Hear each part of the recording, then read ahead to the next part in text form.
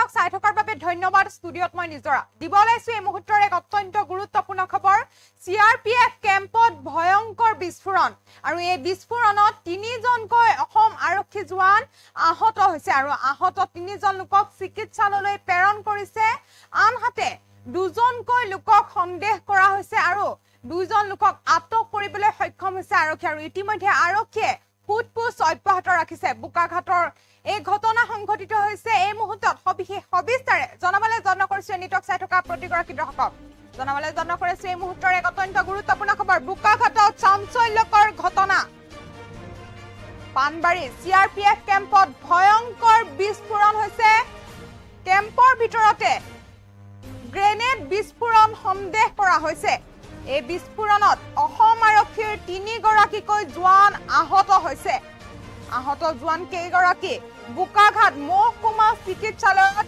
ভৰ্তি কৰোৱা হৈছে ইতিমধ্যে ঘটনাস্থলীত উপস্থিত হৈ মহকুমা আৰক্ষীয়ে আৰম্ভ কৰিছে বিস্তৃত তদন্ত আহত হৈছে সিদ্ধাৰ্থ বৰবৰা মিন্টু হাজৰিকা আৰু সুশীল ভূমিজ বুলি জানিব পৰা গৈছে আহতসকল আৰু আহত জোৱান কেইজনক বুকাঘাট মহকুমা চিকিৎসালয়ত ভৰ্তি কৰোৱা হৈছে ঘটনাস্থলীত ইতিমধ্যে উপস্থিত হৈছে গৈ মহকুমা আৰক্ষী আৰু আৰম্ভ কৰিছে বিস্তৃত তদন্ত বুকাঘাটৰ চাঞ্চল্যকৰ ঘটনা সংঘটিত হৈছে পানবাৰী CRPF কেম্পত ভয়ংকৰ বিস্ফোৰণ হৈছে কেম্পৰ ভিতৰতে গ্ৰেনেড বিস্ফোৰণ সন্দেহ কৰা হৈছে এই বিস্ফোৰণত অসম আৰক্ষীৰ 3 গৰাকীকৈ জোৱান আহত হৈছে আহত জোৱান কেইজনক বুকাঘাট মহকুমা চিকিৎসালয়ত ভৰ্তি কৰোৱা হৈছে ইতিমধ্যে ঘটনাস্থলীত উপস্থিত হৈছে গৈ মহকুমা আৰক্ষীয়ে আৰু মহকুমা আৰক্ষীয়ে এতিয়া আৰম্ভ কৰিছে বিস্তৃত তদন্ত আহতসকল হৈছে সিদ্ধাৰ্থ বৰবৰা মিন্টু হাজৰিকা আৰু সুশীল ভূমিজ বুলি জানিব পৰা গৈছে আৰু আহত জোৱান কেইজনক বুকাঘাট মহকুমা চিকিৎসালয়ত ভৰ্তি কৰোৱা হৈছে ঘটনাস্থলীত উপস্থিত হৈ ইতিমধ্যে আৰম্ভ কৰিছে তদন্ত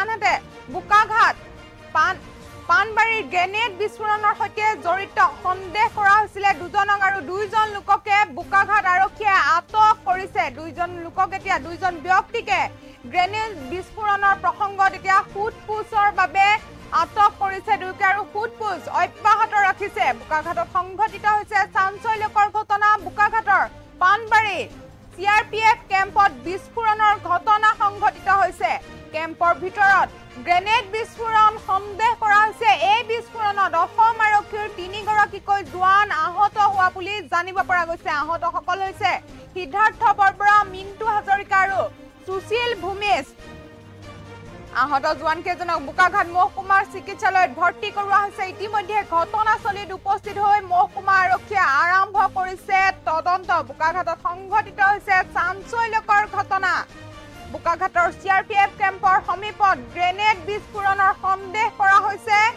আৰু এই ভয়ংকৰ বিস্ফোৰণত আহত হৈছে 3 জনকৈ অসম আৰক্ষী জোৱান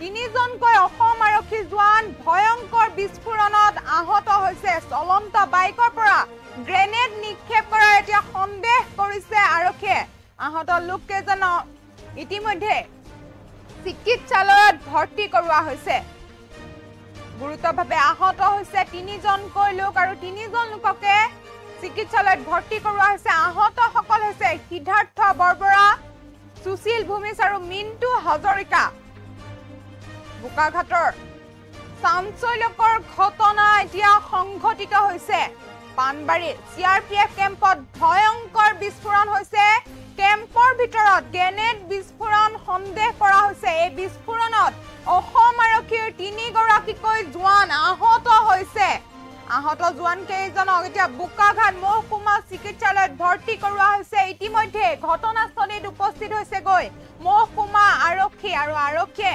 আৰম্ভ কৰিছে তদন্ত আহতসকল হৈছে সিদ্ধাৰ্থ বৰবৰা মিন্টু হাজৰিকা আৰু সুশীল ভূমিজ বুলি জানিব পৰা গৈছে আহত জোৱান কেইগৰাকীক বুকাঘাট মহকুমা চিকিৎসালয়ত ভৰ্তি কৰোৱা হৈছে ঘটনাস্থলীত তাৰ পিছতে এতিয়া ঘটনাস্থলীত উপস্থিত হৈছে গৈ মহকুমা আৰক্ষী আৰু মহকুমা আৰক্ষীয়ে এই সন্দৰ্ভত তদন্ত অব্যাহত ৰাখিছে আৰু ইতিমধ্যে 2 জনকৈ সন্দেহযুক্ত লোকক আৰক্ষীয়ে আৰু আটক কৰি দুয়োগৰাকীকে এই প্ৰসংগত গ্ৰেনেড বিস্ফোৰণৰ প্ৰসংগত সোধা পোছাৰ বাবে আটক কৰিছে আৰু সোধপোছ অব্যাহত ৰাখিছে। বোকাঘাটত সংঘটিত হৈছে চাঞ্চল্যকৰ ঘটনা। কোনে কি কাৰণে এই ঘটনা সংঘটিত কৰিছে? এতিয়া ডাঙৰ প্ৰশ্ন উত্থাপন হৈছে। বোকাঘাটৰ পাণবাৰী CRPF কেম্পত বিস্ফোৰণ এতিয়া সংঘটিত হৈছে। বিস্ফোৰণ ঘটিছে এতিয়া CRPF কেম্পৰ ভিতৰত গ্ৰেনেড বিস্ফোৰণৰ সন্দেহ কৰা হৈছে। এই বিস্ফোৰণত অসম আৰক্ষীৰ 3 গৰাকীকৈ জোৱান আহত হৈছে। 3 গৰাকী অসম আৰক্ষী জোৱান আহত হৈছে আৰু 3 গৰাকীকে চিকিৎসালয়ত ভৰ্তি কৰোৱা হৈছে। আমাৰ হাতত মন্তব্য আছে, আমি মন্তব্য শুনাব বিচাৰিছো।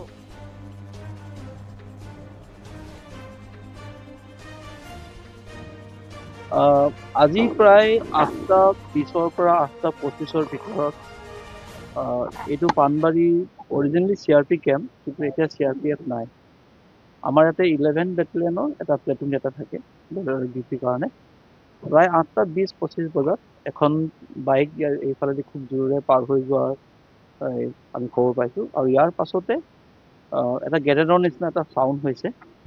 কিছুমান আমি স্প্লিণ্টাৰ পাইছোঁ। 3জন আমাৰ আৰক্ষী জোৱান ইনজিয়ৰ্ড হৈছে, কিন্তু ভেৰি চিম্পল ইঞ্জুৰি। তেওঁলোক এতিয়া বোকাখাট SKM চিভিল হস্পিটেলত আছে আৰু তেওঁলোকৰ ইঞ্জুৰিটো একেবাৰে চিম্পল হিচাপে পোৱা গৈছে। 2জনৰ ভৰিত দুখ পাইছে, এজনৰ মাথাত অলপ দুখ পাইছে।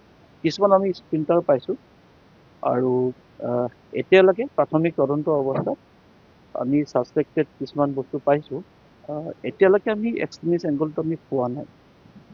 আমি এটা ভাবিছোঁ যে আমাৰ গোলাঘাট জিলা আৰক্ষী যোৱা 1 বছৰে আমি ৰাইনো পচিঙৰ এগেইনষ্টে আমি খুব ষ্ট্ৰং একশ্যন লৈছোঁ। more than 50 আমি ৰাইনো পচা আমি এৰেষ্ট কৰিছোঁ। 2জন ৰাইনো পচাৰ এনকাউণ্টাৰত মৃত্যু হৈছে।